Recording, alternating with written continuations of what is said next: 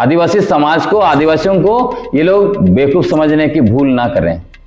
हम लोग वैसे लोगों के वंशज हैं जिन्होंने, आपको मैंने कहा है कि अंग्रेजों को नाको चनो चबा दिया, तो हमारा हर आने वाला पीढ़ी और अभी का युवा ये तमाशा नहीं देखता रहेगा कि हमारा जल जंगल जमीन खनिज संपदा सब लूट रहा है और हमारा जो है कि नेता लोग असेंबली में बैठ के चुपचाप है और वहां पर जो है कि मस्ती में ऐशो आराम कर रहा है। ये नहीं देखेगा। अभी चीजें बदल रही है और बदलेंगे। हम अगर हैं आज, उनकी बदौलत है। हमारे पास अगर जल जंगल जमीन बची हुई है, प्राकृतिक संसाधन बचा हुआ है, हमारी आदिवासी पहचान, हमारा धार्मिक पहचान और हमारा जो भी बचा हुआ है वो हमारे पूर्वजों की वजह से बचा हुआ है और हमारे पारंपरिक स्वशासन व्यवस्था की वजह से बचा हुआ है। इसीलिए हम लोग ये मानते थे कि उन लोगों ने तीर और धनुष के बदौलत बचाया और उसमें बुद्धि भी था। हाँ बिल्कुल। आप देखिए, धरती आबा बिरसा मुंडा को जब चाईबासा में पढ़ते थे मिशन स्कूल में, उनको 5वीं क्लास में पता चल गया था कि आदिवासियों की जमीन लूटी जा रही है और दिक्कू हमारा शोषण कर रहे हैं। 5वीं क्लास में। और आज हमारे पीएचडी वालों को भी पता नहीं चलता है। तो इसीलिए आप समझिए, तीर धनुष और बुद्धि के बदौलत उन्होंने सब अंग्रेजों को नाको चने चबा दिया। अब देखिए, आज देश में लोग बोलता है, दूसरे लोग, हम लोग बहुत बड़े देशभक्त हैं, लेकिन इतिहास दिखाइए ना, उन लोगों ने मुगल का भी गुलामी किया, अंग्रेजों का भी गुलामी किया। हमारे आदिवासियों ने ना आर्यों का गुलामी किया, ना मुगल का गुलामी किया और ना अंग्रेजों का गुलामी किया।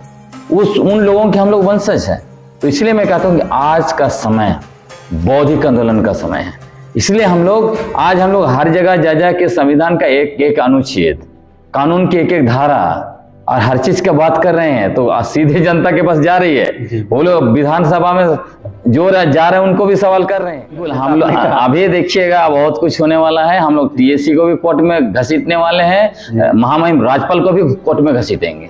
इसीलिए घसीटा जाएगा, वो नहीं कह सकते हैं कि विगत गवर्नर लोगों ने कुछ नहीं किया इसलिए मैं नहीं कुछ करूंगा। वो नहीं कह सकते हैं कि आप लोगों ने हेमंत सोरेन को जो है कि 28 सीट दे दी, आदिवासी लोग सब वोट दिए इसलिए उसी के पास जाए। अगर कोई व्यक्ति संवैधानिक पद पर बैठ के इस तरह से बेतुकी बात करेगा तो आदिवासी समाज इसको बर्दाश्त नहीं करने वाला है। पिछला 24 साल का झारखंड का यही अनुभव है। आप आरटीआई कीजिए, आपको पता चल जाएगा कि विगत 24 वर्षों में टीएससी ने क्या किया है, कौन सा बड़े निर्णय लिए हैं जिससे आदिवासी समाज को फायदा हुआ है। झारखंड विधानसभा का देख लीजिए ना, कौन से बड़े निर्णय लिए हैं जिससे आदिवासी समाज को फायदा हुआ है।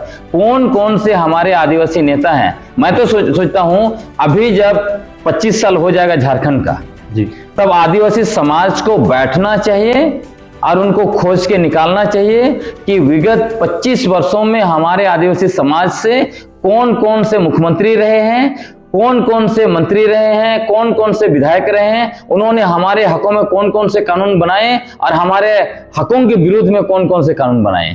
समाज को बताने का समय आ गया। इसीलिए हम लोग पैरेलल जो है कि असेंबली चलाना शुरू कर रहे हैं। पैरेलल असेंबली चलाकर इन लोगों को एहसास दिला देंगे कि असेंबली में क्या बातें होनी चाहिए। आप लोगों को सिर्फ मुफ्त में हम लोग वोट दिला के जो है कि मैया योजना दिलाने के लिए हम लोग आपको सरकार में नहीं बैठाए हैं।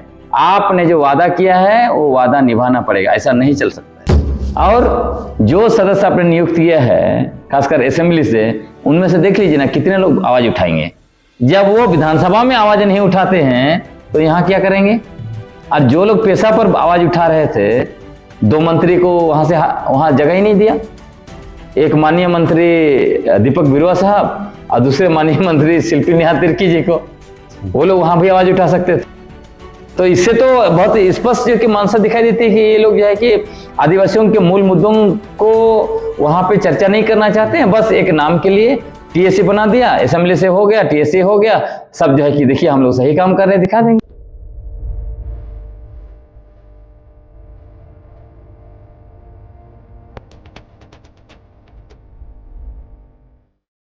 जोहार, ट्राइबल न्यूज 1 देख रहे हैं आप। हमारे साथ जुड़े हैं सोशल एक्टिविस्ट और राइटर और आदिवासी क्षेत्र सुरक्षा परिषद के अध्यक्ष विलक्षण डोनू जी से। पहले तो जोहार रहे। जोहार। हम लोग बात करने वाले हैं टीएससी को लेकर, क्योंकि झारखंड में अनुसूचित क्षेत्रों में एक टीएससी जैसे एक संस्थान का निर्माण किया गया है जो आदिवासियों के नीति नियम को देखता है और कोई भी वैसे कानून जो आदिवासियों के हित में नहीं रहता उसको हस्तक्षेप करता है। फिलहाल टीएससी को लेकर विस्तार पूर्वक हम लोग जानेंगे, फिलहाल क्या कुछ अनुसूचित क्षेत्र में इसका प्रोविजन है और क्यों अहम महत्वपूर्ण है और क्या कुछ चल रहा है झारखंड। देखिए, जो खासकर अनुसूचित क्षेत्रों जी और जहां पर अनुसूचित क्षेत्र नहीं भी है लेकिन उन राज्यों में आदिवासी हैं, तब वहां पर टीएसी यानी ट्राइब एडवाइजरी काउंसिल बनाने की व्यवस्था है जी, है ना। और खासकर अनुसूचित क्षेत्रों में चूंकि वहां का प्रशासन और नियंत्रण संविधान के अनुच्छेद 244(1) और 5वीं अनुसूची के तहत होना है ना। तो इसी में 5वीं अनुसूची का पैरा 4 में ट्राइब एडवाइजरी काउंसिल गठित करने का व्यवस्था है जी। अब विशेषकर जब हम अनुसूचित क्षेत्रों की बात कर रहे हैं तो यहां पर मुख्यमंत्री सहित मंत्रिपरिषद का अधिकार नहीं है, जिसके बारे में 22 जुलाई 2022 को झारखंड के मुख्य सचिव ने झारखंड हाईकोर्ट में एक एफिडेविट दायर करते हुए स्पष्ट किया है जी। और उसमें उन्होंने इसी अनुच्छेद 244(1) का जिक्र करते हुए कहा है कि अनुसूचित क्षेत्र का पूरा अधिकार जो है वो, या पूरा अधिकार और शक्ति भी आप कह सकते हैं, अधिकार और शक्ति जो है वो महामहिम राज्यपाल के पास है। तो इसीलिए इसको मिनी असेंबली कहा जाता है, क्योंकि इस क्षेत्र के लिए पर्टिकुलर अगर अनुसूचित क्षेत्र के लिए कोई विशेष बनाया जा रहा है कानून, मान लीजिए विधानसभा ने बनाया जी, तो उसको टीएसी में लाना ही पड़ेगा। बिना टीएसी का परामर्श का वो असंवैधानिक हो जाएगा। हाँ जी। वो मान लीजिए कोई कानून बना दिया यहाँ के लिए अनुसूचित क्षेत्र के लिए, तो असेंबली उसको राज्यपाल के पास भेजेगा और राज्यपाल महामहिम राज्यपाल टीएसी में लेके आएंगे। उसके बाद टीएसी से फिर उनके पास जाएगा और वो महामहिम राष्ट्रपति से एसेंट लेने के लिए, उनका अनुमोदन करने के लिए वहां भेजेंगे। उसी के बाद वो कानून का रूप ले सकता है, नहीं तो नहीं ले सकता। और इसमें ये अनुसूचित क्षेत्र में यह भी प्रावधान दिया गया है कि कई एक मसले पर महामहिम राज्यपाल को अधिकार दिया गया है कि वो खुद भी अकेले भी कानून बना सकते हैं। और जब वो कानून बनाएंगे तो उस मामले में या यहाँ का कैसे विकास हो रहा है, कल्याण हो रहा है, आदिवासी का जमीन का मसला है, यहाँ शांति व्यवस्था का मसला है, ये सारे मसलों को लेकर उनको हमेशा टीएसी से परामर्श लेना है।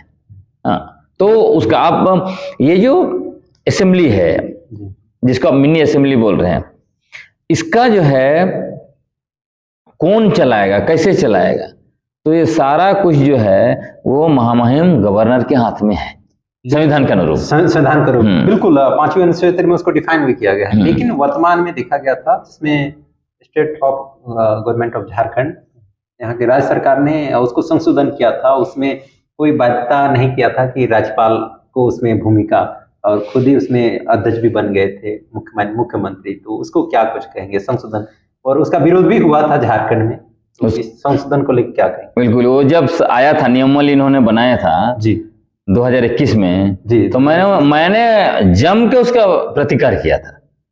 कई जो जिन लोगों ने ड्राफ्ट किया था उस नियमावली को, वो खासकर वो एनजीओ ग्रुप ही ड्राफ्ट करता है। एनजीओ ग्रुप, हाँ, ये नियमावली भी एनजीओ ग्रुप ने ड्राफ्ट किया था और पेशा नियमावली भी एनजीओ ग्रुप ने ही ड्राफ्ट किया है।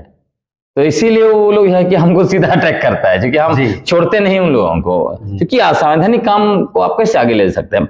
अब ये चीजें कहाँ से हुई, क्योंकि झारखंड और उड़ीसा, ये छत्तीसगढ़ जी एक ही समय में ये राज्य बने, अलग बने। हाँ, 1-2 दिन का अंतर हुआ।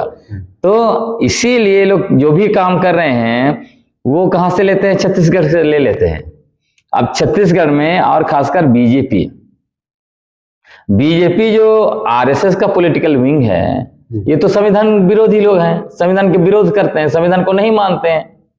तो इसीलिए ये लोग क्या करते हैं कि राज्य सरकारों के द्वारा केंद्र सरकार से ये सारी चीजों को, आदिवासियों के संबंधित जो भी नियम कानून है उसको बदल देते हैं और उसको ले जाके कोर्ट में जो है कि वैलिडिटी प्रदान करवा देते हैं और उसको लागू करते हैं। यही खेल चल रहा है।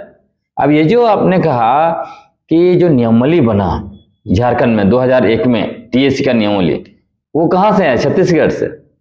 छत्तीसगढ़ में वहां की सरकार ने 2006 में नियमावली बनाया टीएसी का, जी। और उसी समय में वहां से गवर्नर का जो है कि अधिकार छीन लिया।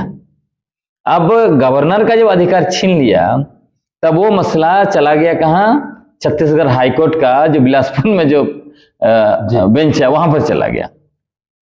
तो बिलासपुर हाईकोर्ट का ने मतलब वही छत्तीसगढ़ हाईकोर्ट बिलासपुर ने यही 5वें अनुसूची के ची का पैरा 4(3) उसका जो है कि आधार पर ये बोला कि ये जो राज्यपाल हैं, राज्यपाल टीएसी का गठन करते समय अपने विवेक का उपयोग नहीं करते हैं, इसलिए जो है छत्तीसगढ़ सरकार ने जो किया है वो सही है। हाँ बताइए, छत्तीसगढ़ सरकार ने मतलब ये प्रैक्टिकल का बात कर रहे हैं कोर्ट, मतलब प्रैक्टिकल में क्या होता है कि राज्य सरकार टीएसी में कौन कौन होंगे इसकी सूची बनाती है और राज्यपाल को दे देते हैं, और उसी को राज्यपाल हमेशा जो है कि ओके करते रहे हैं। और मैक्सिमम समय में क्या होता था, क्योंकि राज्यपाल अपने संवैधानिक दायित्वों को नहीं निभाते हैं, इसमें हमने एक एक्सेप्शन के रूप में हम लोगों ने सिर्फ और सिर्फ इसको देखा है, महाराष्ट्र को देखा है। महाराष्ट्र को छोड़ के किसी भी सरकार ने इस तरह का काम नहीं किया एक्सेप्शन में। तो अमन क्या होता है, पहले होता था सेंटर में कांग्रेस की सरकार रहते थे और राज्यों में अधिकतर जगह उनकी ही सरकार रहती थी। तो जब सेंटर ही राज्यपाल को अपॉइंटमेंट किया है और स्टेट में भी उनकी सरकार है और उन्हीं ने टीएससी में फलाना फलाना लोगों को रिकमेंड किया है, तो क्या राज्यपाल उसको खारिज कर सकते हैं? क्योंकि उसी पार्टी के वो राज्यपाल भी है। हाँ, तो इसीलिए वो वैसे प्रैक्टिस चलता गया और उसी को आधार बना के छत्तीसगढ़ हाईकोर्ट ने बोल दिया कि ये तो विवेक का उपयोग नहीं कर रहे हैं। भाई ठीक है, विवेक का उपयोग नहीं कर रहे हैं गवर्नर, इसका मतलब ये नहीं होता कि संविधान में जो प्रावधान है वो गलत है।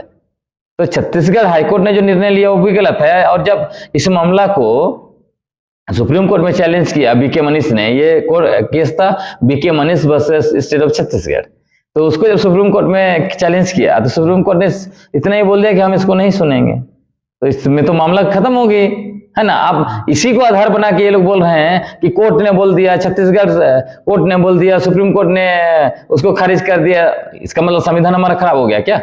संविधान में जो व्यवस्था किया गया कोई सोच समझ करके व्यवस्था किया गया ना। और देखिए, जब हम लोग अभी मिले महामहिम राज्यपाल से तो उनका भी वही है, उनका कहना है कि आपने 28 सीट जो है कि माननीय मुख्यमंत्री को दे दिया है, इसलिए उनके पास जाइए। बताइए, कोई संवैधानिक प्रमुख ऐसा बोल सकता है क्या? क्या आप कोई पार्टी का आदमी हैं? बोलते हम 30 साल तक सांसद थे तो आप पार्टी के थे, अभी आप पार्टी के नहीं हैं जी। आप एक अनुसूचित क्षेत्र के संरक्षक हैं, एक बड़े पद पर आप बैठे हुए हैं। और आप उन्होंने ये भी कहा कि मेरे पहले गवर्नर थे, उन्होंने क्या किया? आप ये पूछेंगे कि आप क्या कर रहे हैं, उसको हम लोग पूछने आए हैं। आप करिए, हमने सारा रेफरेंस दिया महाराष्ट्र का, हर जगह का।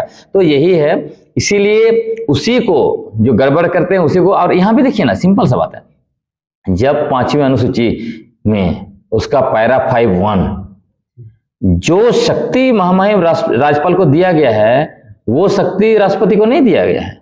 अब सोचिए कि लोकसभा से, राज्यसभा से जो कानून मतलब बिल पारित होगा, उसके बाद जो है कि महामहिम राष्ट्रपति साइन करेंगे तब वो कानून बनता है।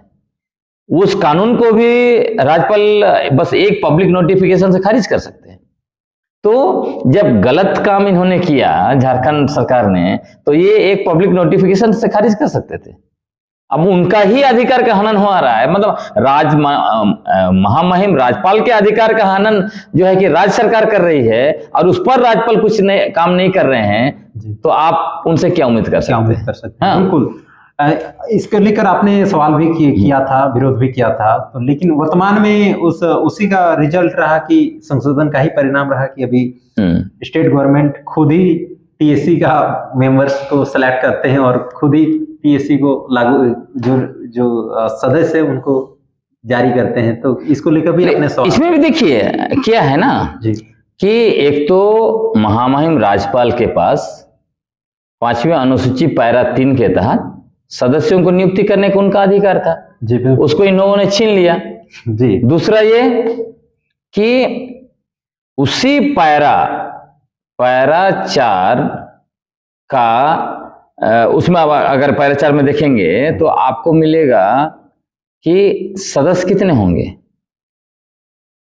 है ना जी। उसमें स्पष्ट लिखा हुआ है पायरा 4(1) में सदस्य कितने होंगे, तो लिखता है कि 3/4 मतलब 4 का 3 हिस्सा कितना हुआ, 4 का 3 75%। जी। मतलब 20 सदस्य होंगे तो उसमें से बोला है 15 सदस्य कौन होना चाहिए, लेजिस्लेटिव असेंबली के मेंबर होना चाहिए। अगर लेजिस्लेटिव असेंबली में 15 से कम सदस्य हैं आदिवासी, तब दूसरे एक्सपर्ट लोगों को लेना है, और बाकी 5 जो बचे उसको, जो ऑलरेडी एक्सपर्ट है उनको लेना है। अब अभी इसमें इन्होंने क्या कर दिया, एक अध्यक्ष बना दिया, एक उपाध्यक्ष बना दिया और 15 सदस्य, मतलब 17 लोग लेजिस्लेटिव असेंबली के हो गए। तो ये तो पैरा 4(1) का भी अपने हनन कर दिया। और अभी बाहर से कितने लोगों को ले रहा है, 3 लोगों को ले रहा है, उसमें 2 का नॉमिनेट किया है, एक खाली है पद, जबकि नॉमिनेट कितनों को करना था, 5 लोगों को करना था। तो एक तो आपने नियमावली बनाकर महामहिम राज्यपाल का अधिकार छीन लिया, दूसरा जो फॉर्मेशन उसमें जो संविधान में लिखा हुआ है 15 लोग होंगे विधानसभा से, उसमें भी आपने 17 कर दिया, इसका भी आपने उल्लंघन किया है ना, वो नियमावली में लिख दिया है। हाँ, उसके बाद में जो एक्सपर्ट आपको मिल सकते थे बाहर से, उसका आपने 2 सीट खा गया, और जो सदस्य आपने नियुक्त किया है खासकर असेंबली से, उनमें से देख लीजिए ना कितने लोग आवाज उठाएंगे। जब वो विधानसभा में आवाज नहीं उठाते हैं तो यहाँ क्या करेंगे। और जो लोग पेशा पर आवाज उठा रहे थे, 2 मंत्री को वहां जगह ही नहीं दिया, एक माननीय मंत्री दीपक बिरुआ साहब और दूसरे माननीय मंत्री शिल्पी नेहा तिर्की जी को, वो लोग वहां भी आवाज उठा सकते थे।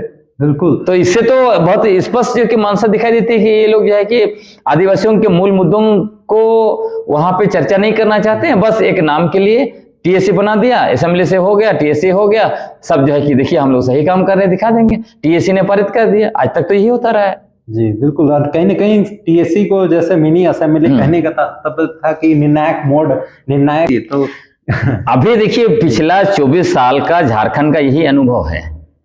आप आरटीआई कीजिए, आपको पता चल जाएगा कि विगत 24 वर्षों में टीएससी ने क्या किया है, कौन सा बड़े निर्णय लिए हैं जिससे आदिवासी समाज को फायदा हुआ है।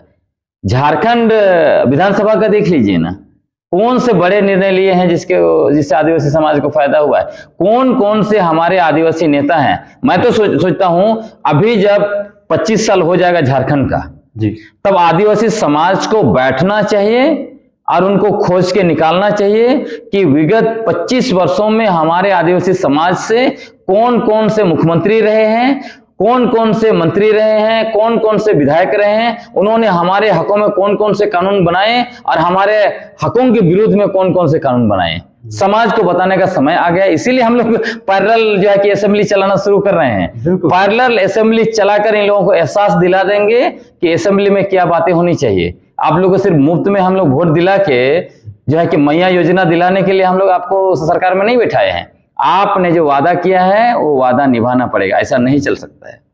जो वादा किया है वो निभाना पड़ेगा, क्योंकि लगातार कहीं ना कहीं ये बातें इसलिए चर्चा कर रहे हैं टीएससी का भी, क्योंकि ये भी एक बहुत बड़ा असेंबली होता है आदिवासी समुदाय का। लेकिन लगातार कहीं ना कहीं झारखंड में ऐसे ही बाउंड्री को कहीं ना कहीं तोड़ने में, बाउंड्री कहीं ना कहीं सही तरीके से नहीं लगाने के कारण, इन्हीं चीजों को कमजोर करके कहीं ना कहीं बाउंड्री को हटा दिया है। यही कारण है कि सीएनटी एसपीटी भी यहाँ के आदिवासियों के अस्तित्व को नहीं बिल्कुल पा रही। देखिए ये जो पूरा हम लोग अगर एक्सरसाइज देखिएगा, पहले का मैं नहीं बता रहा हूं, लेकिन सिर्फ और 2 महीने का देखिए।